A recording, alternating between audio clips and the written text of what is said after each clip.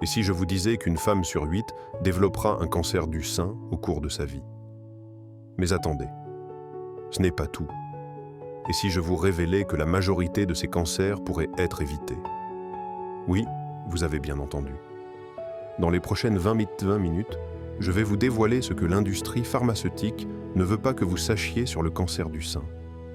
Des vérités cachées sur les causes réelles, les vrais moyens de prévention, et comment devenir actrice de votre propre santé.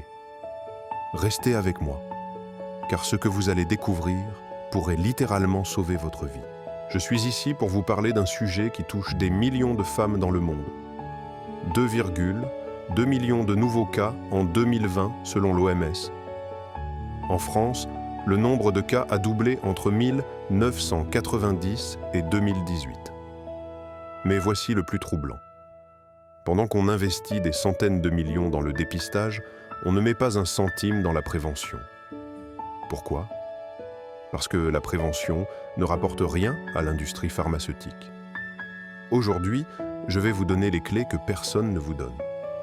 Comprendre les causes, identifier les vrais facteurs de risque et surtout mettre en place une prévention active qui fonctionne vraiment. Accrochez-vous, car nous allons explorer ensemble un territoire que peu osent aborder. Parlons maintenant de l'ennemi numéro 1, les perturbateurs endocriniens. Ces molécules sournoises sont partout dans notre environnement. Et elles sont la première explication de l'explosion du cancer du sein. Écoutez bien ceci. L'association Génération Future a mesuré que 157 substances sur 350 types de résidus de pesticides dans nos aliments sont des perturbateurs endocriniens. C'est énorme. Mais ce n'est pas tout. Ces perturbateurs se cachent aussi dans vos cosmétiques avec les parabens, dans vos contenants alimentaires avec le bisphénol A, dans les plastiques avec les phtalates, dans les tissus de vos meubles avec les retardateurs de flamme. Même dans la pilule contraceptive que des millions de femmes prennent quotidiennement. Vous voyez le problème. Nous sommes bombardés en permanence par ces fausses hormones. Et voici ce qui se passe dans votre corps. Ces molécules ressemblent tellement aux œstrogènes que votre organisme ne fait pas la différence. Elles vont stimuler les cellules de vos seins en permanence, jour après jour, année après année, jusqu'à ce qu'une cellule mute et devienne cancéreuse. C'est pour cette raison que l'âge moyen d'apparition du cancer du sein ne cesse de baisser. On diagnostique maintenant cette maladie chez des femmes de moins de 40 ans, de plus en plus fréquemment. La FDA américaine a classé la pilule contraceptive comme produit cancérigène dès 2005. Une étude récente montre que le risque de cancer du sein augmente de 20% chez les femmes prenant des contraceptifs hormonaux. Et ce risque grimpe à 38% pour celles qui les prennent plus de 10 ans. Personne ne vous dit ça. Mais maintenant, vous le savez. Vous pensez que c'est déjà inquiétant. Attendez de découvrir ce que vous mettez dans votre assiette chaque jour. Parce que le point suivant va littéralement vous choquer. Passons maintenant à votre assiette. Car oui, ce que vous mangez peut littéralement nourrir les cellules cancéreuses, ou au contraire, les affamer. Premier coupable. Le sucre. C'est l'ennemi numéro 1. Les cellules cancéreuses se nourrissent principalement de glucose. Une baguette de pain blanc correspond à 25 morceaux de sucre. Oui, vous avez bien entendu. 25 morceaux de sucre. Chaque fois que vous mangez du pain blanc, des pâtisseries, des sodas, vous nourrissez potentiellement des cellules cancéreuses. Mais il y a pire. Les graisses trans. Une étude a démontré que les plus fortes consommatrices de graisses trans ont 2 fois plus de risques de développer un cancer du sein. 2 fois. C'est une augmentation de 100% du risque. Où trouve-t-on ces graisses trans? Dans toute la biscuiterie industrielle, la viennoiserie industrielle, les plats préparés, les aliments frits. Et maintenant, parlons des laitages de vache. Une étude mexicaine montre un risque multiplié par 7,2 chez les plus grandes consommatrices. Par 7? Pourquoi? Parce que le lait de vache contient des facteurs de croissance. des hormones, des pesticides et des antibiotiques.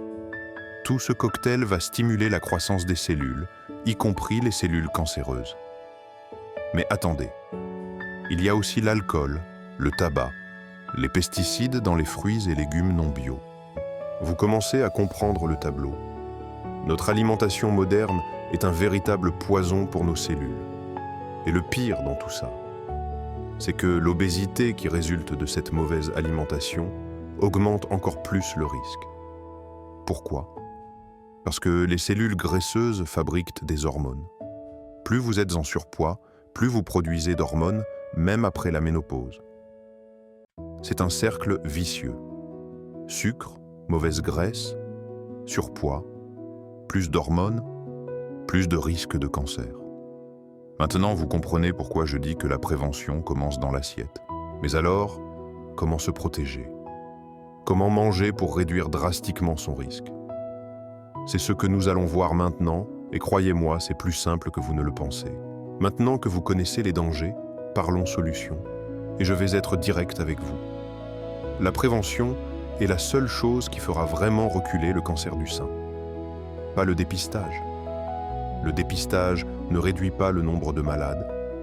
Il permet juste de découvrir plus de gens malades. Nuance importante.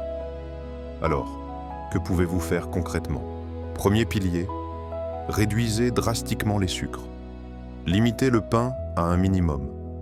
Préférez le pain complet. Supprimez les desserts sucrés.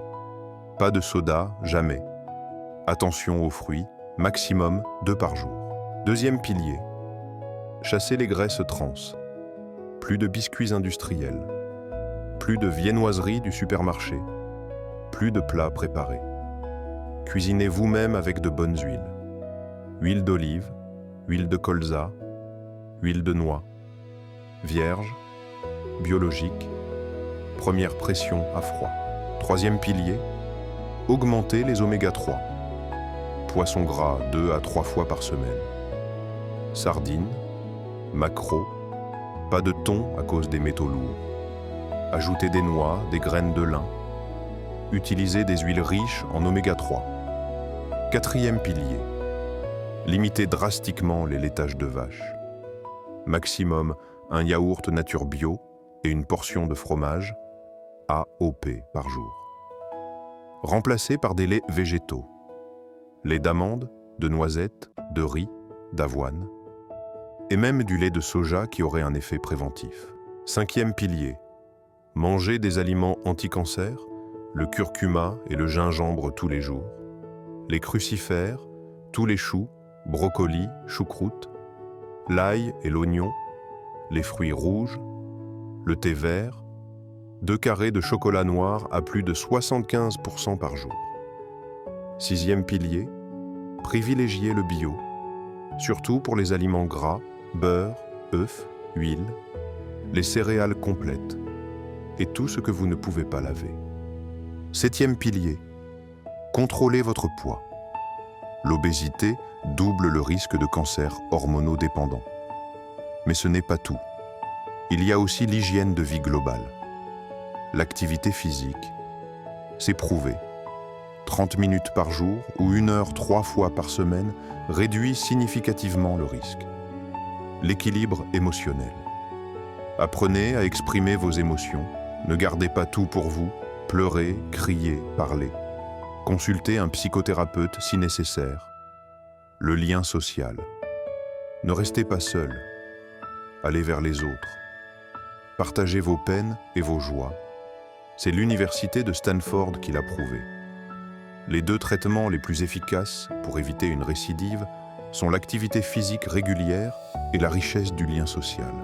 Pas les médicaments. L'activité physique et le lien social, laissez ça infuser. Maintenant, vous vous demandez peut-être, et le dépistage dans tout ça, est-ce vraiment utile ? La réponse va vous surprendre. Parlons maintenant d'un sujet tabou, le dépistage de masse. On nous martèle qu'il faut faire des mammographies régulières, que c'est la seule façon de se protéger. Mais la réalité est bien différente. Écoutez attentivement. Une étude aux Pays-Bas a montré qu'on dénombre un surdiagnostic pour 2 cancers dépistés. Un surdiagnostic, qu'est-ce que c'est? C'est un cancer qui n'aurait jamais évolué, qui n'aurait jamais mis votre vie en danger. 32% des cancers diagnostiqués lors des dépistages de masse seraient des surdiagnostics. Vous réalisez ce que ça signifie? Pour un décès évité grâce au dépistage, 14 surdiagnostics sont posés. 14 femmes stressées pour rien. 14 femmes traitées pour rien. Chirurgie, radiothérapie, parfois chimiothérapie. Pour rien. Une étude australienne a autopsié des femmes décédées d'autres causes. Résultat. Dans 20% des cas, on a trouvé des cellules cancéreuses dans le sein. Ces femmes n'avaient jamais été malades de leur vivant. Si elles avaient été dépistées, on les aurait traitées. Pour rien. Et il y a pire. Les mammographies irradient. Et l'irradiation est elle-même cancérigène. On peut développer un cancer des os ou des poumons 10 à 20 ans après une radiothérapie. C'est documenté. Alors que faire? Je ne suis pas contre le dépistage. Mais je suis pour un dépistage individualisé. Pas de dépistage à l'aveugle pour toutes les femmes. Un dépistage décidé par votre médecin en fonction de vos facteurs de risque, de vos antécédents familiaux, de votre situation personnelle. Et surtout, il faut arrêter de proposer des biopsies à la moindre image suspecte. L'IRM est un excellent examen qui permet d'éviter des biopsies inutiles. Elle n'irradie pas, elle n'est pas douloureuse. Et elle peut être sûre à 99% qu'une lésion n'est pas un cancer. Mais en France, on ne l'utilise pas assez. Pourquoi? Parce que c'est cher. Parce qu'il n'y a pas assez d'appareils. Et surtout, parce que ça ne rapporte rien à l'industrie du dépistage de masse. Voilà la vérité qu'on ne vous dit pas. Le dépistage de masse n'améliore pas la mortalité globale. Plusieurs études l'ont prouvé. Mais il augmente le nombre de personnes traitées. Et ça rapporte beaucoup d'argent. Maintenant, imaginons le pire. Le cancer est là. Que faire? Comment accompagner les traitements pour mieux les supporter et augmenter les chances de guérison? C'est ce que nous allons voir maintenant. Si malheureusement le cancer est diagnostiqué, il faudra suivre les traitements conventionnels. Chirurgie, chimiothérapie, radiothérapie, hormonothérapie. Je ne remets pas en question ces traitements, mais on peut faire beaucoup pour mieux les supporter, et même augmenter leurs chances de succès. Pendant la chimiothérapie. Premier conseil, faites des diètes ou des jeûnes. 2 à 3 jours le jour de la chimio et le lendemain. Pourquoi? Pour priver les cellules cancéreuses de sucre, pour mettre votre système digestif au repos, pour aider votre corps à éliminer les toxines. C'est prouvé scientifiquement. Deuxième conseil, prenez des probiotiques pour protéger votre flore intestinale, pour renforcer votre immunité, tous les jours, 15 minutes avant le repas. Troisième conseil, le desmodium. Cette plante protège votre foie. Prenez-en le jour de la chimio et les 7 à 10 jours suivants.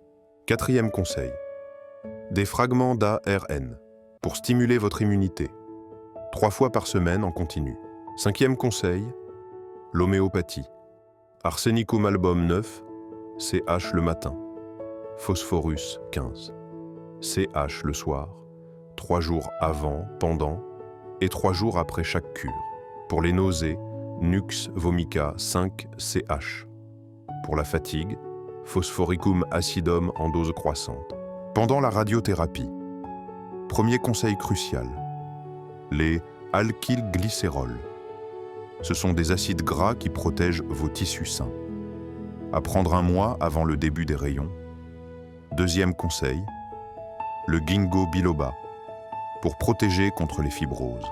Troisième conseil, protégez votre peau avec de l'aloe vera, avec des huiles essentielles de niaouli et lavande, après chaque séance et au coucher, jamais avant la séance. Quatrième conseil, l'homéopathie spécifique, Fluoricum acidum, Radium bromatum, rayon X, en dilution croissante au fil des semaines, et après les traitements. C'est là que commence le vrai travail de prévention des récidives. Suivez tous les conseils alimentaires qu'on a vus. Pratiquez une activité physique régulière. Travaillez votre équilibre émotionnel. Prenez des compléments alimentaires. Vitamine D, oméga 3, antioxydants et surtout, agissez sur votre système immunitaire avec le Viscoum Album injectable ou l'immuno-homéopathie ou les champignons médicinaux comme le reishi et le maitake. Parce que votre système immunitaire, c'est votre meilleure arme contre la récidive. Et personne à l'hôpital ne s'occupe de ça. À vous de le faire. Nous voici arrivés au terme de cette vidéo. Avant de récapituler ce que vous avez appris aujourd'hui, j'aimerais vous inciter à consulter votre médecin intégratif pour vous conseiller au mieux. Celui-ci sera à même d'ajuster ces différents conseils à votre cas particulier. Récapitulons ce que vous avez vu aujourd'hui. Premièrement, les perturbateurs endocriniens sont le fléau invisible qui explique l'explosion du cancer du sein. 2. Votre alimentation peut nourrir ou affamer les cellules cancéreuses. 3. La prévention active avec l'alimentation, l'activité physique et l'équilibre émotionnel est la seule chose qui fera vraiment reculer le cancer. 4. Le dépistage de masse a ses limites et crée des surdiagnostics. 5. On peut accompagner naturellement les traitements conventionnels pour mieux les supporter. Maintenant, vous avez toutes les clés en main. La question n'est plus quoi faire. La question est, quand allez-vous commencer? Parce que votre santé, c'est vous qui en êtes responsable. Pas votre médecin, pas le système de santé. Vous. Vous avez maintenant toutes les clés pour agir. Alors prenez votre santé en main dès aujourd'hui. Changez votre alimentation. Bougez votre corps. Exprimez vos émotions. Chassez les perturbateurs endocriniens de votre environnement. Et surtout, n'attendez pas d'être malade pour agir. La prévention, c'est maintenant, pas demain. Maintenant. Dites-moi en commentaire, quel est le point qui vous a le plus marqué dans cette vidéo? Les perturbateurs endocriniens, l'alimentation, le surdiagnostic ou les solutions naturelles. J'ai hâte de vous lire. Et si cette vidéo vous a été utile, partagez-la autour de vous. Parce que cette information peut littéralement sauver des vies. Merci de penser à la liker et à vous abonner pour ne rien manquer des prochains dossiers santé. Prenez soin de vous.